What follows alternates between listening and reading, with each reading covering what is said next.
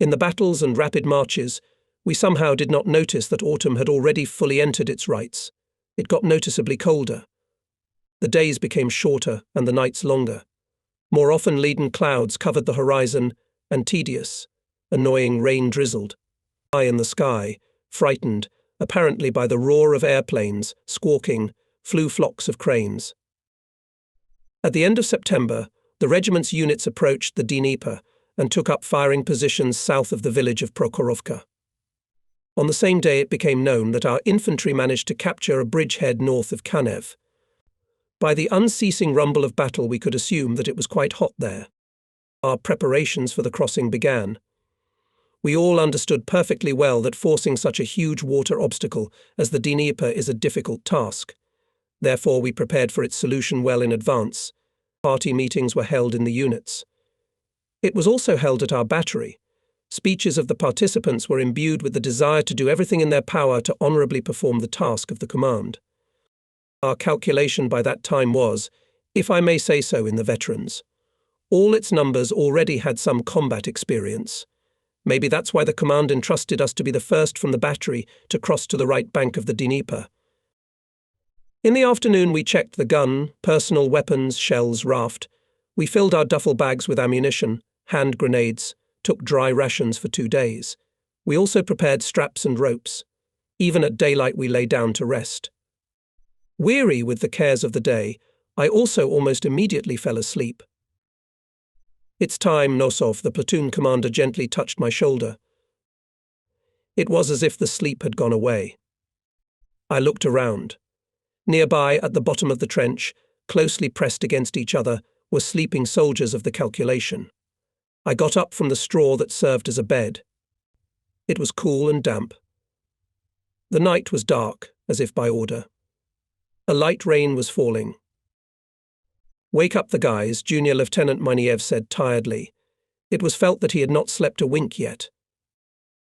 The numbers of the calculation began to rise, to dismantle weapons, duffel bags. Alexei Bezobotnov was the first to get out of the trench, yawned sweetly and laughed quietly. "I didn't let you sleep through it, Sergeant. A good thing was coming up. I saw my wife." "Now Hitlerites will marry you," Nikolai Batyukov joked grimly, a newcomer fighter who arrived with the last replenishment. "You're wrong." Alexei Ivanovich didn't take his hint seriously. Now the fascists have no time for weddings. Ours are on the other bank. But the platoon commander strictly looked at Batyukov, shook his head reproachfully and softly commanded, "Follow me." We followed a narrow path that crossed a small grove. We stopped on the bank of the river in a thick willow tree. Here we were met by Lieutenant F.P. Shatilov. The rain stopped. It was heard how the waves with heavy ringing were beating against the shore edge and then rolled back with noise. Suddenly a mine rustled. A bright flash of bursting brought out of the darkness a sandbank and several rafts on which the soldiers were already loading the guns. Then another and another. The explosions rattled one after another for about 5 minutes. Fortunately, everything went safely. After the mortar fire had stopped, the battery commander questioned me about the order of operations. Our task was as follows: to cross the Dnieper, to take a firing position in the infantry fighting order and help them to hold the bridgehead.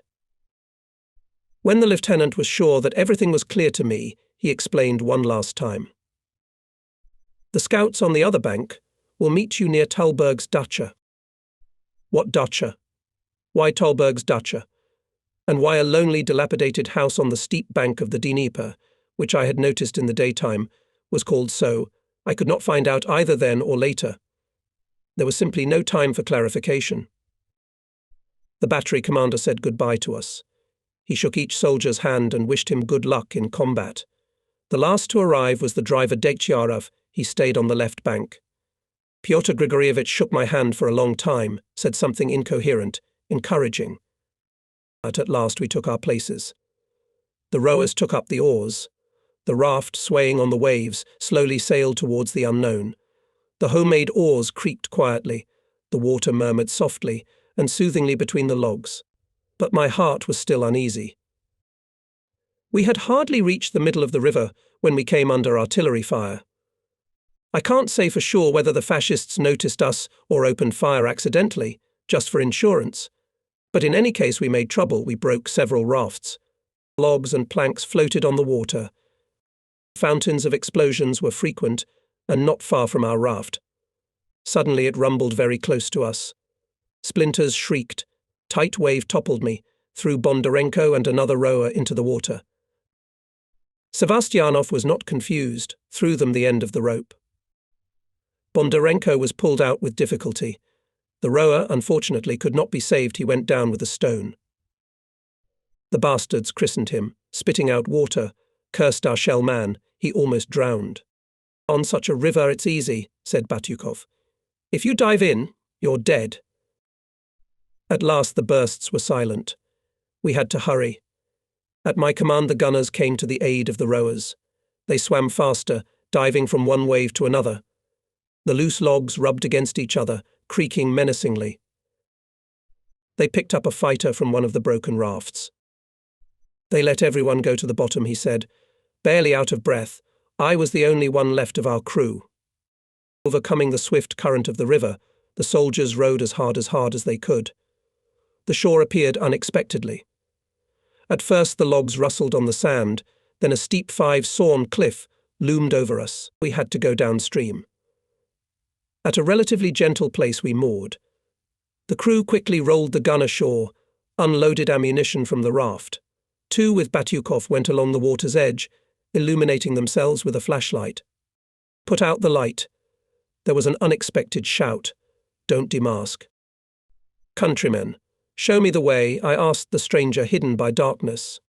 Artillery, or what? A figure with an automatic rifle grew in front of us. That's right, Batyukov replied. Then everything is right. The petty officer ordered us to meet the artilleryman, said the machine gunner, and suddenly asked, could you lend me some tobacco for a twist, brothers? It's the second day without smoke. My ears are swollen. Nikolai reached into his pocket, took out a voluminous pouch and poured it out. So you want the road? With the same fighter we walked along the shore for another 200 meters. We stopped at a ravine. Here we clarified where to go. We ran back to the gun. The numbers piled up and rolled the cannon forward. The wet sand rustled under the wheels. Soon everyone was soaked. We had to throw off overcoats, cotton coats, helmets. We reached a ravine. We began to climb uphill. In the middle of the steep hill we were finally exhausted. What to do, Sergeant? Sevastianov looked at me. We can hardly overcome such a steep hill by our own forces. Maybe we should call the infantry for help. Batyukov suggested. Where will you find them now? After all, it's pitch black, Bez Zabotnov objected. Besides, she, my dear, has enough to do of her own. But I sent Nikolai Batyukov for help. We waited for a long time. It had already lightened up considerably. The road, bushes, and a steep bank began to be seen ahead.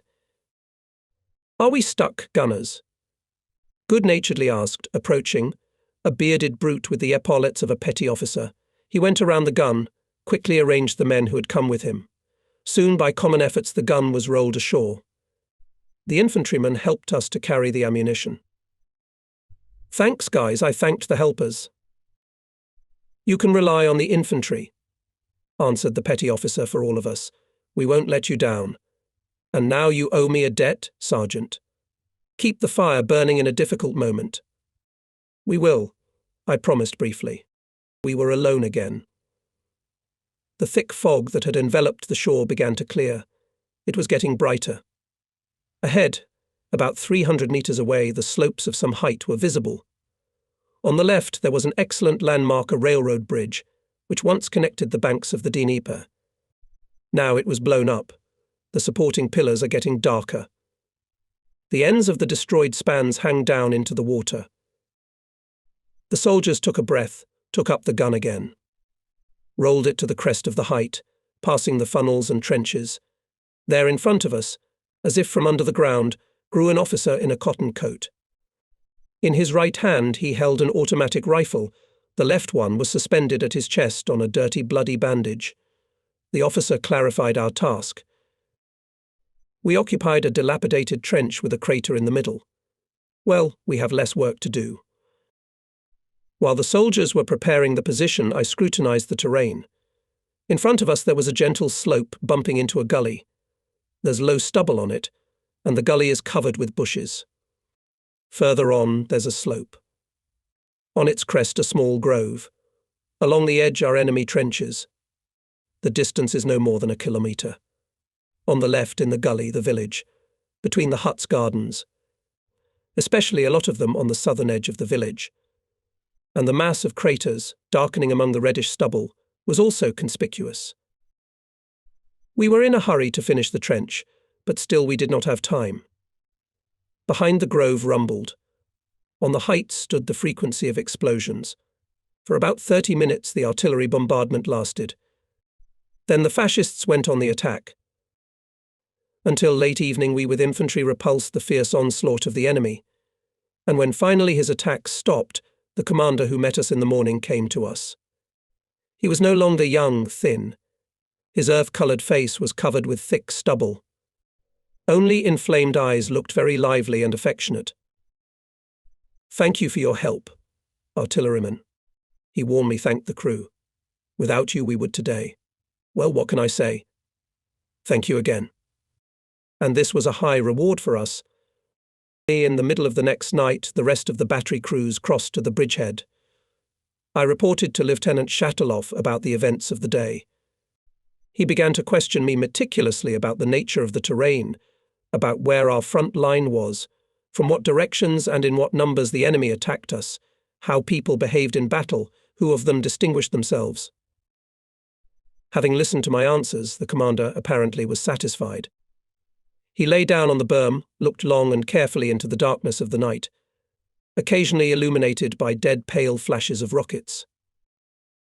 Soon junior lieutenants Maniev and Yudin, sergeants Rodionov, Simakov and Trukhanov gathered in our trench. Shatilov gave a combat order. In general outline it was as follows: to take firing positions on the slope of the height, facing the village Selishchi, and not to allow the Nazi tanks to break through to the Dnieper. Soldiers of the regiments began to prepare firing positions and alternately carry ammunition from the crossing. By dawn they had done it. The platoon commander allowed to rest. I lay down at the bottom of the trench and dozed off too. Comrade Sergeant Air Nikolai Batyukov leaned over me and shook me by the shoulder. By force of will I get up. My back aches, my legs feel leaden. It's already in full power of the weather autumn morning. Not a cloud on the horizon. As on the palm of my hand I can see the front edge and the buildings of the village. Only on the right, in the gully, still lazily swaying whitish tangles of fog, covering the shrubbery. I hear the distant hum of airplane engines. A group of airplanes is approaching from the west. The bombing was not over yet, as a hurricane artillery bombardment began. The height went up in smoke from bursts of shells and mines, and so it lasted for about 40 minutes. Then a deaf and distant, as if from under the ground, murmur of engines joined the rumble of explosions, and soon on the outskirts of Selish, on the edge of the grove, fascist tanks appeared. Among them were several massive, squat, with long gun barrels. I looked closer. So these are our old acquaintances' Tigers. Well, we beat them too. On my command, the numbers took their places on the gun platform. They act clearly, skillfully. The shell is already in the channel of the barrel. I stood to the right of the gun. From here it is more convenient to observe the enemy, the platoon commander, subordinates and neighbours. Once in a while I take a break from the binoculars, cast a glance at the crew, frozen in anticipation of the command. The gunner Vladimir Sevastyanov nestled into the panorama, stretching out his tanned neck. The rim of the white cuff collar shades the matte tan of his neck. Well done. He not only shaved, but even sewed a fresh collar. The fog in the ravine has already disappeared. Now the looming armoured hulks are clearly visible. In front of them stand frequent sultans of bursts long-range artillery from the left bank supports our units. But the tanks manoeuvre, without losses past the barrage zone. It is understandable, it is not so easy to hit a moving target from closed positions. Tanks descend into the gully and, tampering with bushes, crawl to the heights. The battery opens fire. Ringingly beat 76mm guns of Nikolai Rodionov, Fedor Simakov, Peter Trokhanov and ours. Vladimir Sevastianov all attention. Aims quickly, but without haste. With the third shell he stopped the Tiger. But at the same second a shell exploded at our gun. The numbers of the crew rushed to the ground. But Sevastianov was too late. He clutched his chest, fell down by the bed. Bezobotnov rushed to his aid. He took the wounded man on his shoulders and carried him to the shelter. For the gunner stood lock Nikolai Batyukov. The gun was silent for only a few seconds. In the meantime, the tanks were getting closer, and suddenly explosions rumbled under the two cars that had broken forward. We had hit a minefield. But what is it? The turret of one of the blown-up tanks began to turn slowly in our direction, shaking its barrel threateningly. Nikolai fired twice. The cross machine went up in flames. The others could not withstand our fire and began to retreat. When the battle subsided, Batyukov took out a kit set, tried to roll a cigar. But his fingers did not obey. Large drops of sweat appeared on his face. This first burnt tank was not easy for him. "Let me help you," Kolya Bondarenko offered understandingly. "Thank you," Batyukov smiled guiltily and handed him the unrolled cigarette. After a brief pause, the explosions rumbled again on the bridgehead. But now the enemy refused from a frontal attack on the height and concentrated all his efforts against our right flank infantry units. In this situation, the battery commander ordered me and Sergeant Trukhanov to turn the guns to the right and prepare to fire. And it turned out to be very timely, because soon one tank appeared from that side, followed by a second and a third one. Apparently, several enemy vehicles still managed to slip through the infantry orders and go to the flank of our battery. On the tanks, the first on the right, the second on the left, I heard the voice of the platoon commander and began to duplicate his commands. Nikolai Batyukov nestled into the panorama. One after another, 2 shots rang out. But the fascists did not stay in debt, opened fire with cannons and machine guns. Bullets and shrapnel rattled on the shield, carriage, beds. Fire. Fire. Junior Lieutenant Miniev hurried the calculations. The distance between us and the enemy machines is catastrophically shrinking, and Nikolai Batyukov cannot accurately point the gun at the target. And here, not having time to shoot for the third time, he grabbed his helmet with his hands and fell on the gun carriage. I quickly took the gunner's place myself. Now it is simply necessary the example of the commander is the key to success in battle. In the lens of the panorama undulating slope of the height and advancing tanks. Tiger broke out a little ahead of the rest of the vehicles, is already climbing a steep rise. Apparently wants to bypass the battery on the right. In my head it was clear, if possible, to aim at the side or at the caterpillar. I caught the chopped tank turret in the crosshairs. I pressed the trigger pedal. I was so tense that I didn't even hear the sound of the shot, but I clearly saw a hole in the side armor. The Tiger stopped. I shoot again. Now it's for insurance. Order, Commander. Peter Bondarenko shouted in an excited voice, noticing how the other 2 tanks began to crawl back behind the ridge. Taking advantage of the fact that the enemy armoured vehicles withdrew, and the battery with 2 guns repelled the infantry attack from the front, we put our position in order and helped the wounded Batyukov. Wow. Alexei Ivanovich even whistled in amazement, looking at his helmet. If it had been a centimetre lower, our Nikolai would have been dead. The jagged splinter really pierced the steel of the helmet almost at the rim and stuck in it. That's what saved our comrade. But still the blow was so strong that the locksmith lost consciousness for a while. And now, pale, with a bandaged head, he greedily sips water from a flask and, looking at me, begs, "May I, Comrade Sergeant?" "No. Go to the rear immediately." "I won't leave until I hit the tank." Batyukov suddenly stubborn. Our conversation was interrupted by a sudden roar of engines from behind and the loud voice of the battery commander. Tanks from the rear. Squads to battle.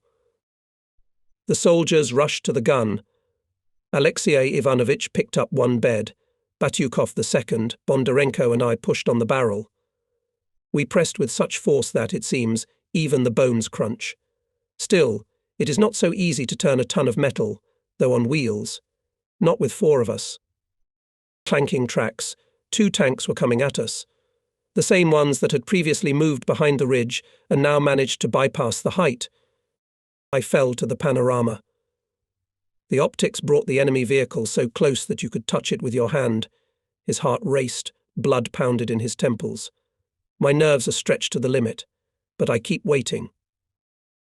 And when the tank was 150 meters away, I pressed the trigger. The shot is accurate. The armored vehicle has stopped, and only its turret continues to turn in our direction. The impression is as if the tank, like a huge beast, blinded and now the trunk of the gun sniffing where his opponent. But I'm not waiting. Another shell pierces the armor. Flames erupt over the stern. The second tank, shooting back, begins to withdraw, trying to cover himself with the armor of his burning fellow. But here, the calculation of Senior Sergeant Fyodor Simakov differs. With the first shot, he stops this machine too.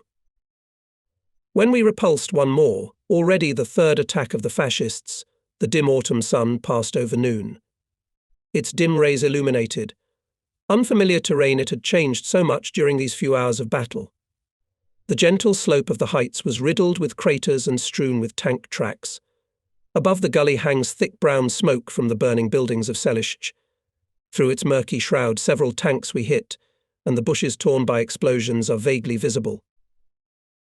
We began to tidy up our firing position. And at that time Lieutenant Shatilov came to us in the course of the message. "Nosov, we have a chance to distinguish ourselves. You will be ambushed," he said with emphasized vigor, and ordered us to follow him. We rolled the gun after the combatant. Not easy to give us these 200 meters of descent. Once the heavy gun rolled down, dragging us with him.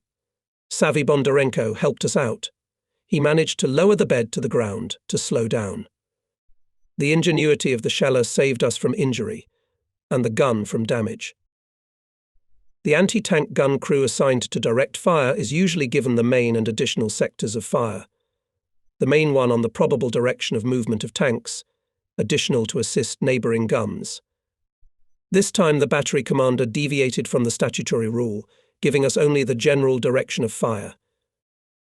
The new position was the worst: no view, no shelling. But when the lieutenant explained the task, its advantages became obvious.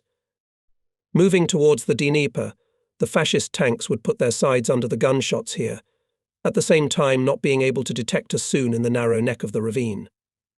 Leaving, the battery commander firmly said, "Stand to the last shell." Hardly had we prepared to fire, as on the height, now behind our back, again fell the enemy's fire attack. From the ravine we could not see what was being done in the front line, and the unknown in battle is always tiresome, stirring up nerves to the limit. I notice the numbers of the calculation look at each other, nervous. Leaving Bondarenko behind, I get out on the slope. Now the battlefield is like in the palm of my hand. Nazi tanks and infantry advancing from Selishche approached our front line, began to push the rifle units. I saw an armoured car crawling on the trench, began to turn around, levelling the ground. Another one hit an anti-tank gun and crushed it together with its crew. The death of people shocked. I had no more strength to watch. I went back to the squad, once again redistributed the duties. Alexei Ivanovich was appointed as a lock, Peter Bondarenko as a loader, and the wounded Nikolai Batyukov as a sheller. Fierce firing, shouts and rumble of tank engines were approaching with every minute. Suddenly 15 of our infantrymen rolled down into the ravine. Noticing us, they rejoiced. Cannon fighters. Well, with you, brothers, we won't be lost. We lay down on the slopes of the heights and began to hastily dig in. And we felt happier. We have cover now. Tanks appeared unexpectedly. First, a thickened inflatable brake appeared from behind the cliff, then a gun barrel, and finally the whole steel giant crawled out. A ledge to the right of it was followed by a second and a third. They crawled along the valley, as flat as a table, giving us the sides. The position for shooting was the best, and one does not often find such a position in battle. I took careful aim and fired. The head tank stopped and went up in flames. 2 more shots and the second car caught fire. Our sudden fire made a stunning impression on the enemy. Coming behind the tanks slowed down, then stopped altogether. One of them, obviously still detected our gun, began to turn the turret. Flames burst from the barrel of its gun. A shell exploded behind us, the second one almost beside us. A blinding flash of explosion hit our eyes. A shell, Kolya. Bondarenko shouted behind me. I looked back. Batyukov was lying face down on the shell box. Pyotr Grigorievich rushed to him, turned him over, asked him something, then took a shell himself, loaded the gun. Another shot. The tanks moved away. When the murmur of their engines departed, I clearly heard the pounding of my own heart. Alexei Ivanovich was already busy dressing his wounded arm. Nikolai braced himself, only occasionally moaned quietly, biting his parched lips, but he refused to leave his comrades in arms again. The fascists, of course, did not leave us alone. They decided to destroy at any cost the gun that hindered the advance of their tanks. To the ravine moved a thick chain of their machine gunners. The infantrymen, positioned on the slopes, opened fire. The enemy soldiers lay down. But then short runs began to move forward again. The situation became more complicated. "Can we move back, Comrade Sergeant?" Uncertainly turned to me Bondarenko.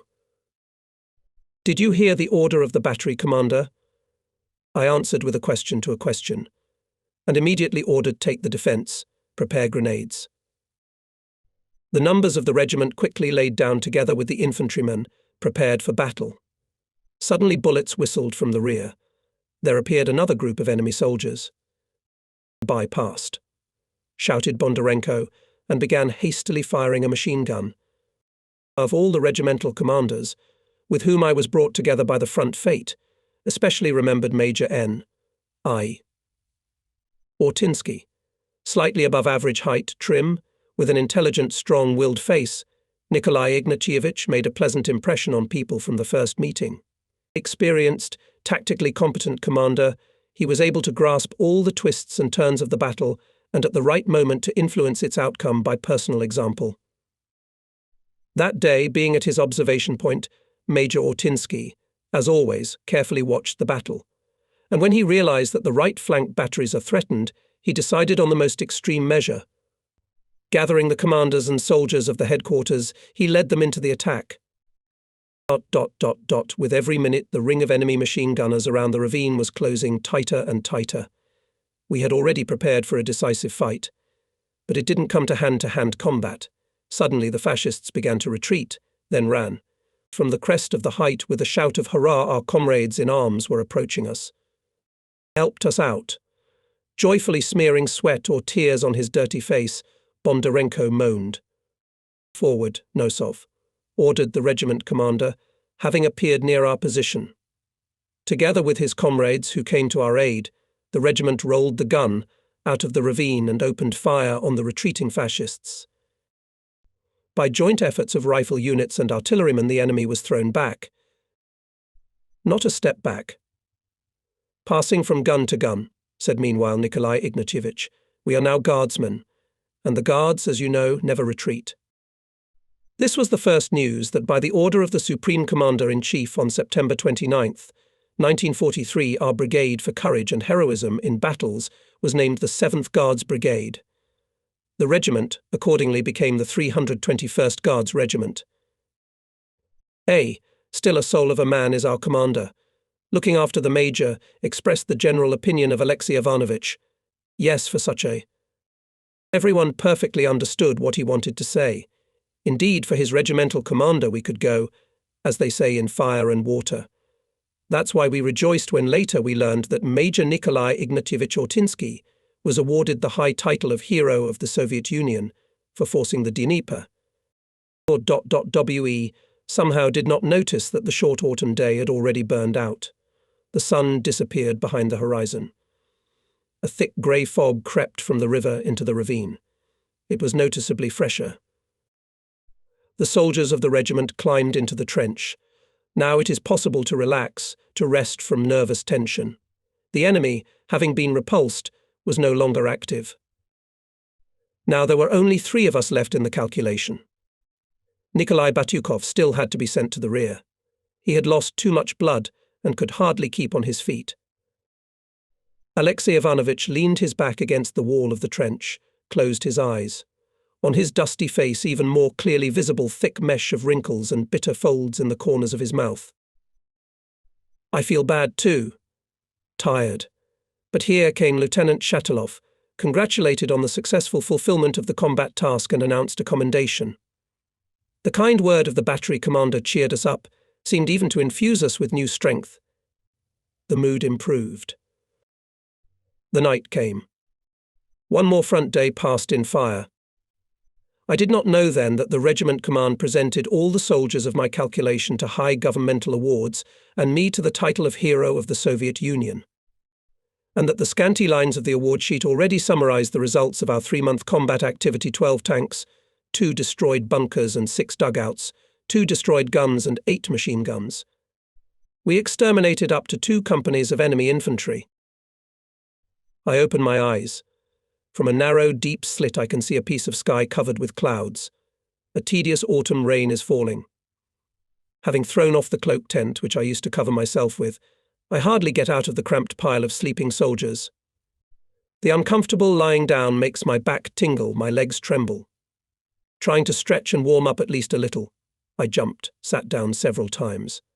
Then he went up to the gun emplacement.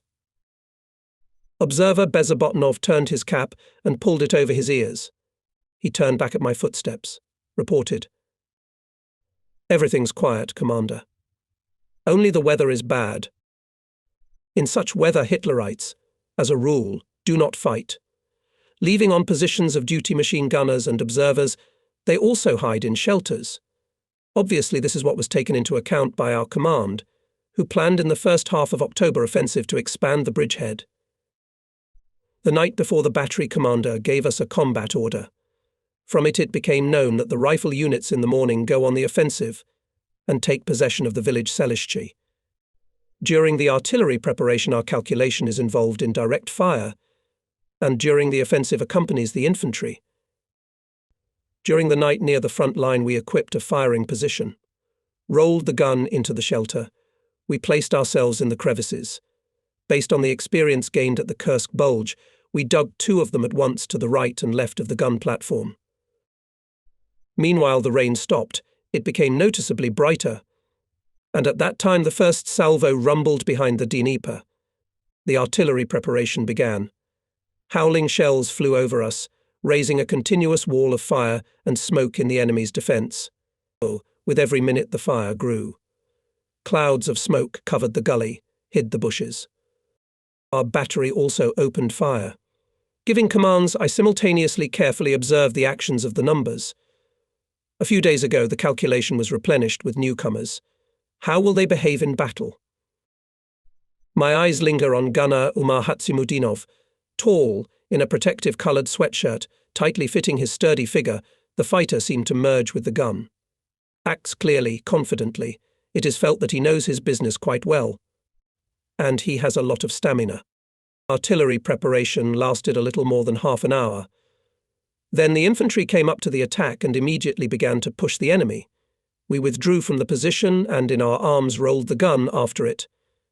Before Selishchi, a particularly fierce fight broke out. Katsimutinov and I got out to the heights, and the gun crew stayed in the hollow for the time being. We were observing.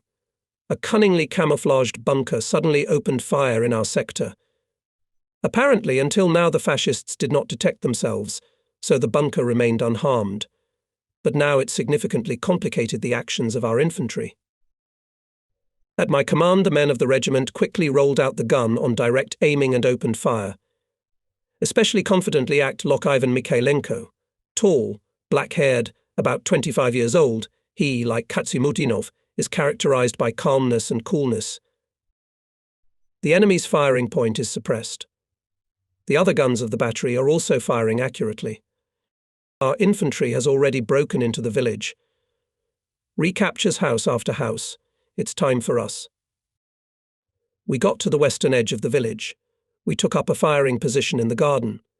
In front, about a kilometre from us, lay down in front of the heights of rifle units. The fascists had already managed to come to their senses. They put up stubborn resistance. On the bridgehead, day-by-day fighting is becoming more and more fierce. Then our units go on the offensive, seeking to seize the now populated Bobritsa. Then the enemy is trying to push us into the Dnieper.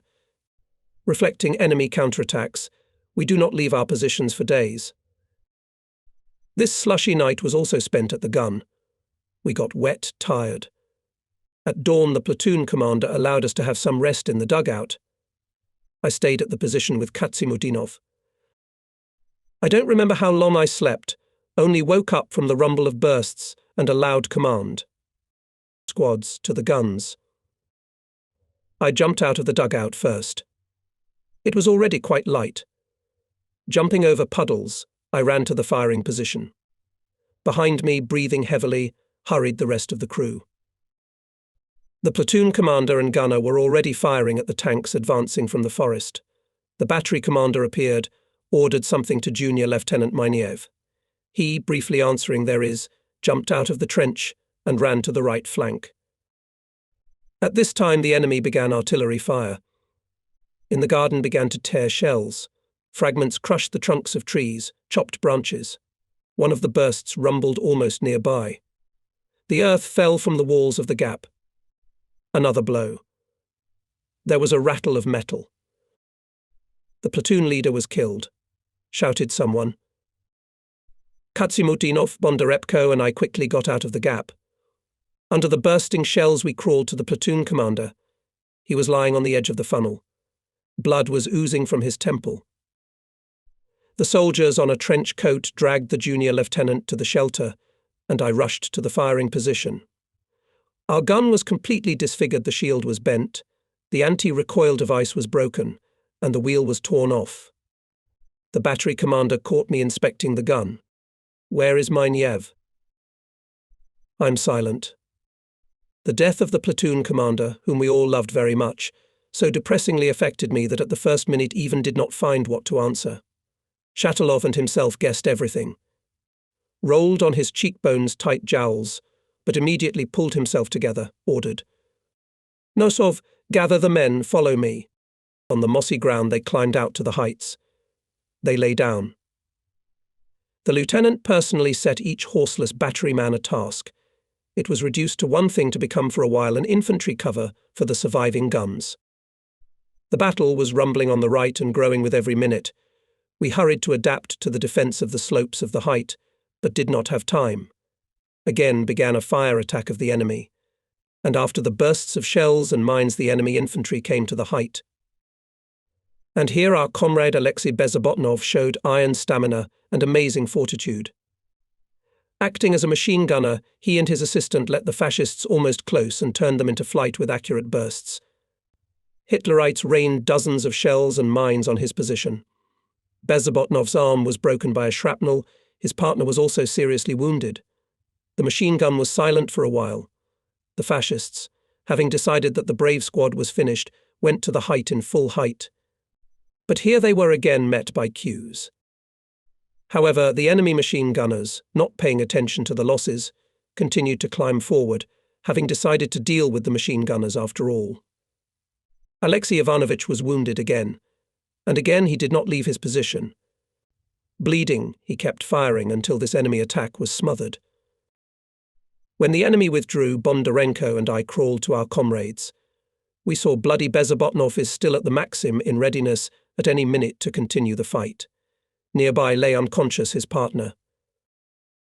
The height where the communist Alexei Ivanovich Bezobotnov made his feet, we began to call among ourselves Bezobotnovskaya. A few days later our regiment was removed from the bridgehead and transferred to another direction. Again marches. Behind remained Dnieper, Radomyshl, Korostyshev and dozens of other settlements. ... The column crawls forward at the speed of a pedestrian. Every now and then the cars get stuck in the impenetrable mud. They have to be constantly pushed. It's difficult for everyone. But it's especially hard on the drivers. Take at least our Degtyarev. Having clutched the steering wheel with strained hands, he spins it almost every second. Heavy sweat runs down his gaunt face. There is no time even to wipe it off. All his attention is on the road. If it weren't for the war, he says tiredly, I wouldn't have agreed to go on such a trip for any money. It's not a road, but a punishment. After the war, one will give up the wheel and go to build a highway. I wanted to say something else, but didn't have time. The tractor, like a boat on the waves, dived into another pothole. The engine howled, the wheels began to spin idly, splashing muddy sludge. Where did you go? Rebuked. Coming up to us, our new platoon, Lieutenant Tarabrin. Clever boy. Everyone goes straight ahead, but you have to go into the pit. Dnieper kept silent. Jumped out of the cabin. He opened the hood, started picking at the stalled engine. Fix it and catch up, Tarabrin said. We have no time to wait for you alone. The column moved on. The prospect of falling behind it did not please any of us, and then the commander of the battery arrived and asked unhappily, How long are we stuck? My driver shrugged his shoulders uncertainly. You should watch the Studebaker better, Dnieper. After all, we were on vacation for 2 days. So it's a foreigner, he said with annoyance in his voice, raising his soiled face. Try to guess what will happen to it. You talk less and do more, said Lieutenant Shatilov. The battery commander was frowning, thinking about something. His concern was understandable. By the end of the day we should be already in Yoltsovka. And here was approaching evening, and the village is still at least 50 kilometers away. That's what, Sergeant, he turned to me. Hurry up and fix the car and catch up. You'll find us in Yoltsovka. We'll stand there until morning. He left. We were left alone in the open field. Dnieper continued to pick at the engine without results. Yes, it turns out that we have stalled thoroughly, Mikhailenko said. Apparently this foreign thing is not adapted for our roads. It's a bit flimsy, Bondarenko supported it. It should only run on the highway. In the distance we heard the heavy noise of engines. With every minute it was growing, getting closer. Tanks, Sergeant, shouted the driver. Now I could see our 30 Checkers coming a little away from us. I rushed forward, shouted. The head car stopped. The hatch cover opened. A head in a ribbed tank helmet appeared from the turret. Why are you making noise? A bassy voice prophesied. Stuck. Yeah. And the engine's dead too. Give us a hand, brother. We'll be right there, agreed the tanker, jumping to the ground. He came up to me. Only I'm not a brother, Sergeant, but a lieutenant colonel. I apologized. Meanwhile, the 30 Quarter turned around. The soldiers of the calculation immediately attached a rope to it. The tank, roaring engine, easily pulled out of the puddle our tractor and dragged behind him. And one more luck, Dnieper managed to start the car on the move. A few kilometers later, the tank column stopped at a fork in the road. Lieutenant Colonel called me. From the height of the turret hummed. To me straight ahead. You, Sergeant, where to? I answered. We unhooked the cable. The tanks passed by, giving us the acrid smell of burnt diesel fuel. We reached the village by midnight. At the outskirts of the village we caught up with our column. Despite the hour, women, old men and children were crowding around the cars. There were lively conversations. Quickly fortify yourselves, said the battery commander, and go on the road again. The situation had changed. But only we took the kettles, as we heard a command to get ready to move. We were hungry again, complained Mishchenko, climbing into the truck. And at that time the battery cook ran up to us and said in a displeased voice, Sit down, and I have to carry thermoses for you. Here, take these. The battery commander ordered to feed you personally. Don't be angry, Father will give you the first tank we hit, joked Bondarenko. You can't make cutlets out of your tanks, replied the cook. Besides, I have enough iron of my own. The green light of a hand flashlight flashed from the lead vehicle. It was the signal to start moving. Bondarenko, the loader, now took the place of the exhausted driver behind the wheel of the tractor. Of course, he was not a great driver, but he drove quite well. And now the road was more decent, it was paved with rubble. And still it is good that in our calculation every number knows how to drive a car. In the middle of the night we were awakened by a sudden burst of firing and a loud command. Squads to battle. The soldiers instantly got out of the gap and rushed to the gun. I try to understand the situation. Dozens of missiles furrow the sky. In their greenish light in the distance blackens the edge of the forest. From there, machine guns and automatic rifles are beating. You can hear the heavy roar of tank engines. The day before, late December evening, the battery at full speed skipped a small village and drove to its outskirts. Further on the road winded along a slope descending to the river. On a rickety bridge we crossed it and climbed to a height. Here we took the defence. And now, right by the tanks, Sergeant. Katsimudinov reports. I stare in the direction he indicated until my eyes hurt. I don't see tanks. I only notice how in the night darkness their guns' shots sparkle with short lightning flashes. On the flashes of shots point. Lieutenant Tarabrin breathes hotly above my ear. Artillery firing at night is difficult, and especially on moving targets. Besides, the present composition of my calculation has no experience in this business at all. That's why Katsimudinov is now taking a long, very long time with aiming. Finally, he reports. Ready, Sergeant. Fire. The cannon threw out a sheaf of flame from the barrel. Another shot. Missed, but they've already found us. Fire trails pierce the night darkness, crossing, reaching for the gun, the sound of bullets and shrapnel hitting the shield. What can I say? The sensation is not pleasant. Two steel hulks, I can already distinguish them, are coming at us. They're no more than 200 meters away. A little more, and we'll be under the tracks. My soul is seized by a paralyzing fear, and not only for myself but also for my guys, for the gun. After all, we have just recently received it. At this moment, Bondarenko jumps out from behind the shield. He falls to the ground, crawls forward with a grenade in his hand. Stop. Get back. The soldier doesn't hear. He continues to crawl towards the formidable machines. One of the tanks slows down for a second. Flames spurted from the muzzle of its cannon, and at the same moment a terrible blow hit the corner of the shield, bent it like a piece of paper into a tube. Sparks spattered. Fortunately, no one was hit. Just a ringing in the ears. Joy. A Nazi tank suddenly burst into flames. Apparently one of the neighbours still managed to put a shell into its side. The same fate befell the second vehicle. In the meantime, the battle was becoming more and more fierce. The rumble of tanks, firing from guns and machine guns, shouts are heard on the right and on the left. Comrade Lieutenant, a liaison ran up to Tarabrin. The battery commander ordered to change the position, to move behind the river. The crew rolled the gun to the river. The bridge was already destroyed by shells. We stopped on the bank.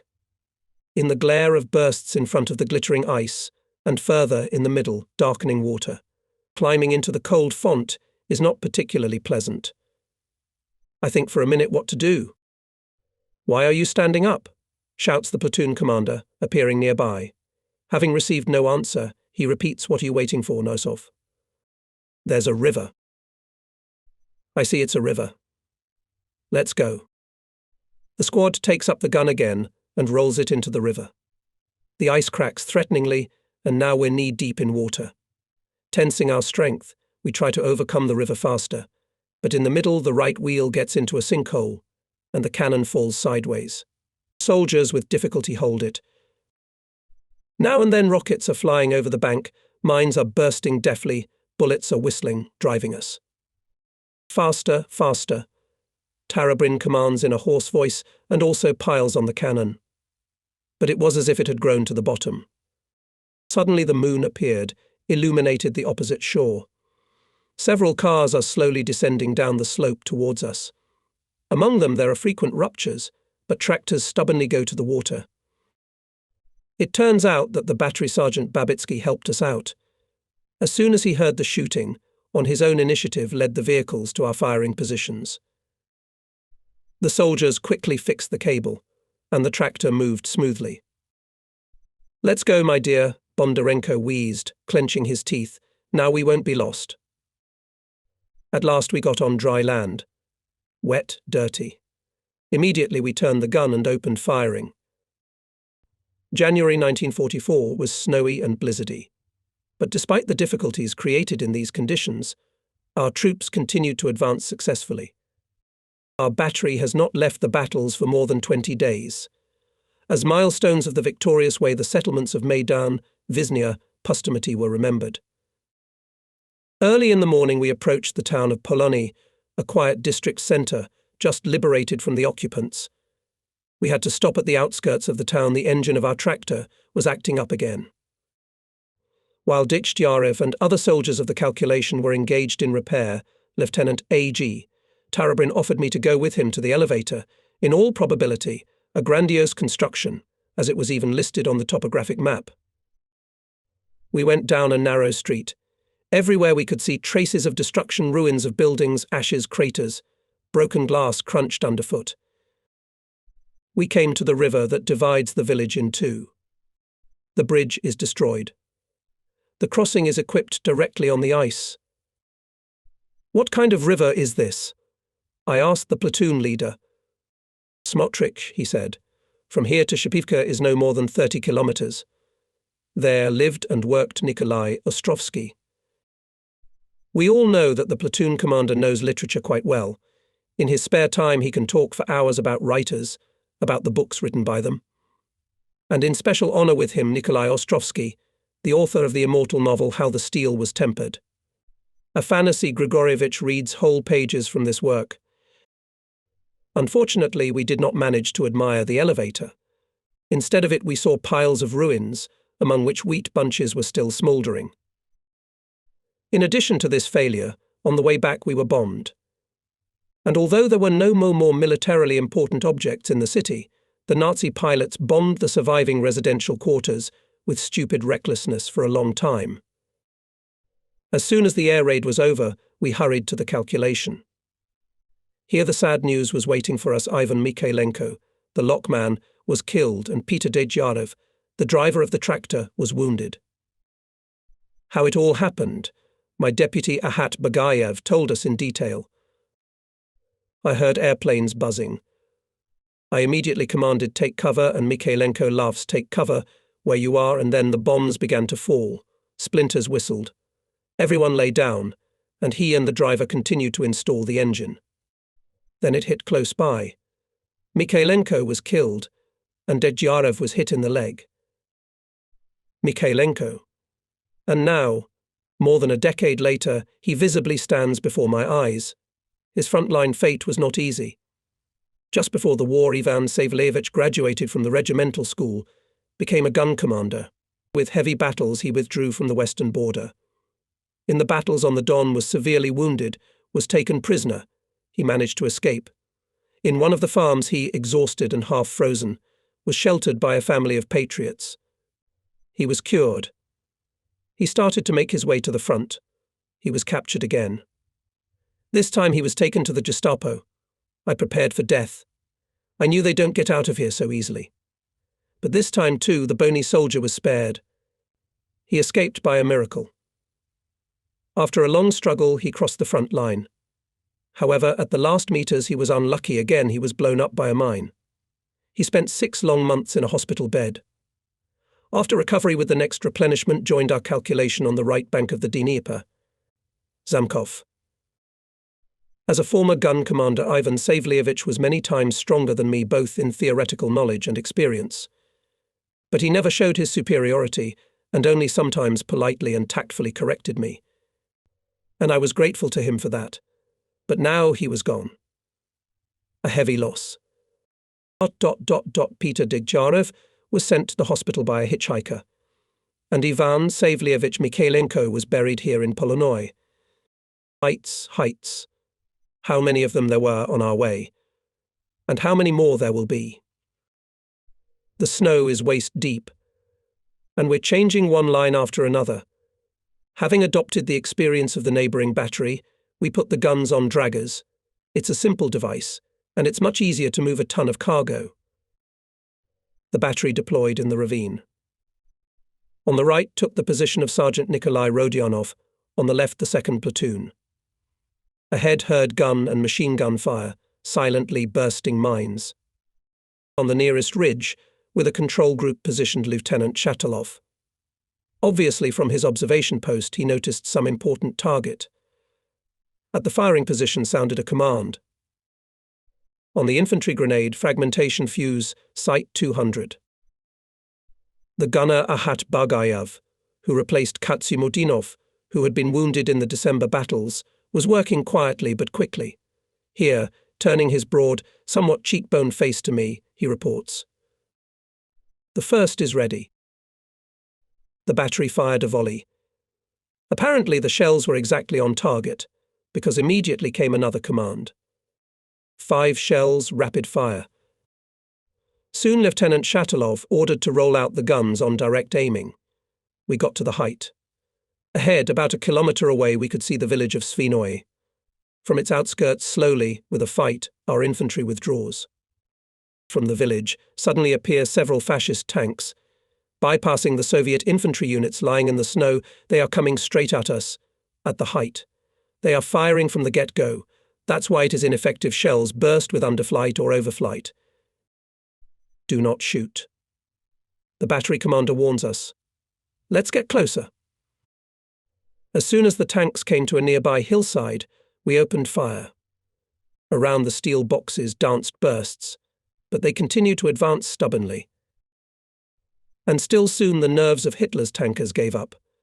One machine caught fire, another spun with a torn caterpillar. The rest could not stand it, withdrew, opened fire from the village. The shells now burst with greater accuracy, showering our positions with a hail of shrapnel. Suddenly Ahat Bagayev yelped and pressed himself against the shield of the gun, then sat down on the snow. Volodya Kuzarman quickly bandaged his wounded arm. Bagayev stood up to the sight again. To my order to go to the infirmary, Ahat firmly replied, "I'm a communist, Commander. Should I leave the battle?" Until the evening he continued to fulfill his duties, and only when the gunfire subsided he went to the rear. Supported by our fire, the rifle units resumed the offensive. By evening they took Svinoi, and our way lay further to Shepetovka. A nameless height to the north of Shepetovka became the place of our stay for a long time. Here the advancing Soviet troops, having met stubborn resistance of Hitlerites, passed to defense. The measured, strictly regulated trench life began. At night the soldiers of the units improved their firing positions, and during the day they rested. In a few days they equipped communication passages and a dugout. We quickly made it habitable. Our skillful worker Konstantin Mishchenko even built a stove in it, the chimney from which led out into the ravine. We stoked it only at nightfall, observing the strictest camouflage. During the day the opening of the chimney was covered with a flap and covered with snow. One day in the early morning the snow-covered figure of a contact came into our dugout. The soldier stopped at the threshold, took off his helmet, knocked the snow off his boots, wiped his face. It is blizzarding. There is no escape. Both us and the fascists were swamped. Maybe it's for the best. What's the war like now? Positional. And you should quit strategizing, Pyotr Bondarenko stopped the talkative soldier. Tell me at once, why did you come here? Oh, motherfucker. I completely forgot. The battery commander urgently summons you, Sergeant the messenger addressed me. What a memory. I was shell-shocked in 42nd, and since then the balls have been spinning badly. I forget everything. Believe me, sometimes I can't remember my wife's name. Following the liaison, I reached the officer's dugout. Entered. Lieutenant Shatilov and platoon commanders greeted me affably. I looked at them with obvious bewilderment. What would this call mean? And then the battery commander ordered the telephonist on duty to urgently connect me with the regimental headquarters. I picked up the phone, reported. In response, I heard the muffled voice of the deputy commander. "Nosov, dear. On behalf of the command, heartily congratulate." And at the same moment something rattled in the receiver, there was a squeak, crackle, and the voice of the speaker disappeared. We had to wait a few minutes. "Well?" Lieutenant Tarabrin asked. The deputy commander started to congratulate me on something. I answered confusedly, and then the connection was cut off. Fortunately, the phone came back to life. "Nosov, can you hear me? I congratulate you on being awarded the title of Hero of the Soviet Union." The surprise made me even more confused. I couldn't even find anything to say to the deputy. Took the receiver away, looked at it disbelievingly, even frightened. "What happened?" Worried battery commander. "Major congratulated on the promotion. Petty officer or junior lieutenant?" asked someone from the audience. "No, Hero of the Soviet Union." "Hero." Lieutenant Shatilov stood at attention, shook my hand, warmly and heartily congratulated me. After that, all day long familiar and unfamiliar soldiers, sergeants and officers came to our dugout. From their friendly and comradely congratulations it was light and joyful on the soul. In early March our regiment was withdrawn from the battle. The units were stationed in a pine forest in the vicinity of the town of Slavuta, and only here we really noticed that spring had already come. The days became longer and the nights shorter. The sun was baking. The snow was settling on the fields, loosening. The odours of tree resin and moisture made me dizzy. Soon there was a regimental party meeting. Communists discussed their tasks for the upcoming generalization of combat experience and improve the training of personnel. "The enemy is still strong," emphasized in his speech our new deputy commander of the regiment on the political part of Marj. Tsiplakov, so in order to finally defeat him, we need to tirelessly, every day to improve the combat skill of artillerymen. And we studied. Much attention was paid, for example, to shooting at moving targets at night. The experience of the December battles of the past year urgently required it. In a word, for a month of training we thoroughly replenished our knowledge and practical skills, had a good rest. April 1st, the battery met already on the march. The ground was darkening on the fields. Only in the ravines and gullies still grey loose, water-soaked snow deposits, and near them, on steep hills and hills, the first grass was greening up. In the afternoon, the wet snow suddenly fell, and a blizzard began. In the lowlands drifted snowdrifts again. We could hardly push the slipping tractors along the muddy road, and by night the frost hit. The road was covered with ice crust. It became even more difficult to move. For 5 days of march, they covered only 250 kilometers. We arrived near Ternopil, and here it began. WE were transferred from one section to another. At dawn we concentrated on the edge of some grove. Senior Lieutenant FP. Shatilov pointed the gun commanders to a flat height with a small farm on top. They were to take firing positions. The crews rolled the guns to the height right on the plough. It was a hellish labour. Pudgy clods of mud were sticking to the boots and wheels. While we got out on the hill we were completely exhausted. Our uniforms and even our cotton coats were wrung out. We stopped near the farm buildings next to the road. The commander of the battery indicated the places where the guns were placed. We started to entrench.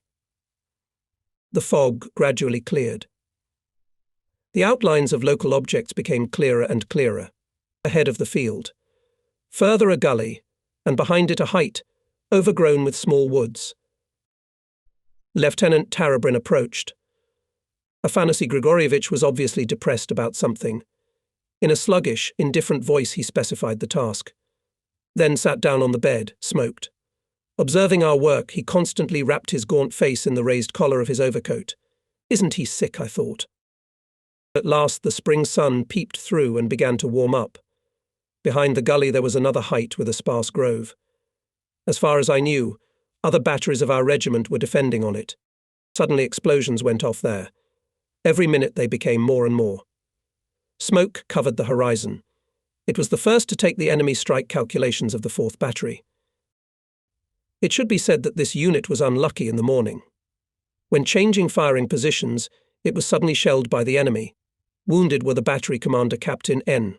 Savinov, the commander of the calculation hero of the Soviet Union, Sergeant Mikhail Nikanorov, Sergeant A. Pererva, and Private V. Krivonos.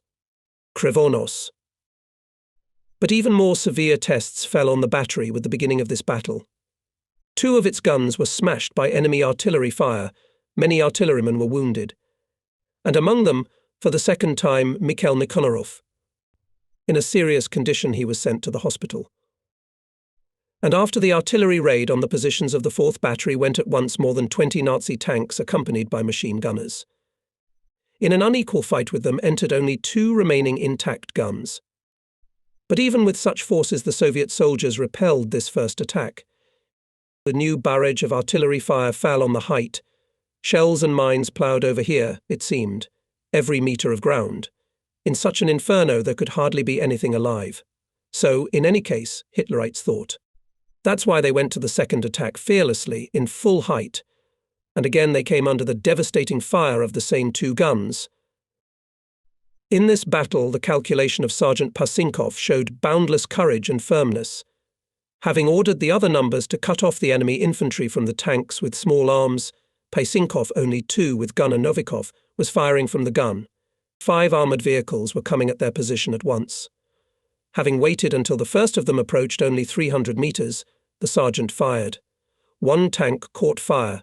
The next shell knocked out the second vehicle. The accurate fire caused confusion in the ranks of the enemy. Hitlerites withdrew. But the unequal fight did not end there. After the next artillery attack on Pasinkov's calculation again went tanks, and again 2 of them were burned. However, the Soviet artillerymen also suffered losses. All the numbers, except for the sergeant and gunner, were out of action, and the explosion of a shell knocked off the wheel of the gun and damaged the panorama. The gun was silent for some time. And then the enemy tank moved on it at full speed. But it didn't make it. Pasinkov and Novikov by inhuman efforts managed to lift the gun, to put shell boxes under the carriage, and to make a shot. He was a sniper. Ahead on the height where the 4th Battery was fighting, the battle was still rumbling. And we, having thrown off overcoats and cotton coats, continued to hastily prepare gun emplacements and slots. From time to time I took a break from work and, having raised binoculars to my eyes, looked in the direction of the heights boiling in the ruptures. Soon I saw how, shooting back, small groups of our infantry began to retreat to the right and left of it. And from behind, a distant hillock Nazi tanks and machine gunners were moving to their rear. The enemy was about to cut off the Soviet infantry units' escape routes. Battery, on the fascist tanks, Senior Lieutenant F.P. Shatilov started to command. He, with the control group, was in the trench, just to the right and ahead of the firing position of our calculation. It flashed through my mind the senior lieutenant had deliberately chosen an observation post here, in full view of his subordinates, in a tank-prone direction. Here it is, the personal example of the commander in a difficult situation. Our volleys only temporarily delayed the advance of tanks with white crosses on their sides. But even this hiccup of the enemy was enough for the retreating infantrymen had time to cross the gully, then quickly entrench on a new line and stop the advance of the machine gunners. However, the respite did not last long. After furious artillery preparation, Hitlerites again went forward. Fascinated by the battle, neither we nor the battery commander did not find out in time that to the right of the height up to 10 fascist tanks with machine gunners broke through the infantry cover and are already flanking our positions. Tanks on the right. Lieutenant Tarabrin was the first to recognize the danger. My crew quickly turned the gun and opened fire. I did not notice where our first shell hit, but only the paratroopers from the lead vehicle, as if blown away by the wind. Well, that's a good start. What's that? Suddenly Sergeant Denisov's gun went silent. Did the guys die? That's where the platoon commander went. I can't see what's happening on the right. I can only hear tank engines roaring. The situation is getting more complicated by the minute. The enemy is already pushing our rifle units again, bypassing the height. At this moment, wounded Senior Lieutenant Shatilov appears at the position. He is supported by 2 soldiers. Nosov, he commands. Change your position behind the river. Call the tractor, I order Mishchenko. The loader signals our new driver, Sergei Medyansky. He takes the car out of hiding and at full speed rushes to us. And suddenly, before my eyes, the back of the truck burst into flames, and at the same moment the ammunition detonated. The explosion scattered boxes, boards. The mutilated Studebaker went up in flames. At my command, the numbers rolled the gun on their hands. Soon 2 soldiers from Sergeant Denisov's calculation caught up with us. They were carrying the body of the dead Lieutenant Tarabrin. From their hurried story, the picture of the last minutes of the life of this courageous officer emerged in general outline. When the platoon commander ran up to the silenced gun, from Denisov's calculation only 2 of them were alive. They were wounded, stunned and covered with earth. The lieutenant helped them to get out and immediately stood at the site, loaded the gun, fired. Then twice more. One of the enemy vehicles went up in flames, the others began to retreat. But then a mine exploded near the gun. A fragment pierced the platoon commander's chest. I don't know whether the inscription Lieutenant Tarabrina's height appeared on the headquarters map, but we, the soldiers and the battery commanders, from then on called it so. Once nameless, with a small hamlet on the top. But that will be later. In the meantime, we roll the gun to the river to take a new firing position on its opposite bank, as ordered by Shatilov. Together with us, the rifle units, which had been thinned out in the battle, are retreating. The fascists press, and suddenly their tanks begin to turn back in a hurry. What's the matter? We look around perplexed, and a burning joy fills our hearts. From the forest ahead of us, our powerful KVS come out and quickly turn in the battle line. So at the sight of whom the Hitlerites turn back. It was July, the middle of summer. There are weatherful, sultry days. Unploughed fields are lushly overgrown with weeds. Grass has grown up to the waist in the ravines. On our part of the front, there was a lull for the 3rd month. At first, the battery took up firing positions near Kodochkova. And now we've been taken here, deep in the defence. We're located on the edge of the forest. We're frankly bored without a real job. In the evenings, we talk about the situation at the fronts. Everyone is happy about our successes in Belorussia. There, the Soviet armies have already released Minsk. Brest came to the border of the Soviet Union. And how many kilometers to the border? Pestered Alexei Nikiforov from our new platoon commander. To Lvov 50 kilometers, joked the one, and there 1 hour to go by Studebaker. In short, we are waiting for our time, and as it seems, it is not far off. At night there is a lively movement of troops. On the forest road to the front line are columns of infantry, artillery, and behind us rumbling engines, concentrate tanks. Everything began in the early morning of July 14th. First, the enemy defence was thoroughly worked by our heavy artillery. After her bomber aviation struck. Only after that the infantry and tanks moved forward. The fascists, dumbfounded by our powerful artillery and bombing strikes, at first gave no signs of life, but then their artillery started talking. At the edge of the grove where we were stationed, shells began to burst. The chilling whistle of the shells pressed us to the ground. Near the gun struck a deafening bang. Expecting an explosion, the soldiers were numb. But for some reason there was no explosion. Noticing the hiccup, the platoon commander ran up. I reported what was going on. He, warily looking at the round, tea-saucer-sized hole in the ground, ordered to roll the gun. It's not like sitting on a powder keg while firing. Blessed be our God. Sergeant Bondarenko barely got out of his naughty lips as we moved the gun to a safe place. I looked at my comrade and noticed on his temple, a white strand of hair on his temple. It must have been terrifying seconds for Pyotr Grigorievich, being near the unexploded shell. For 2 hours we were firing intensively at the enemy.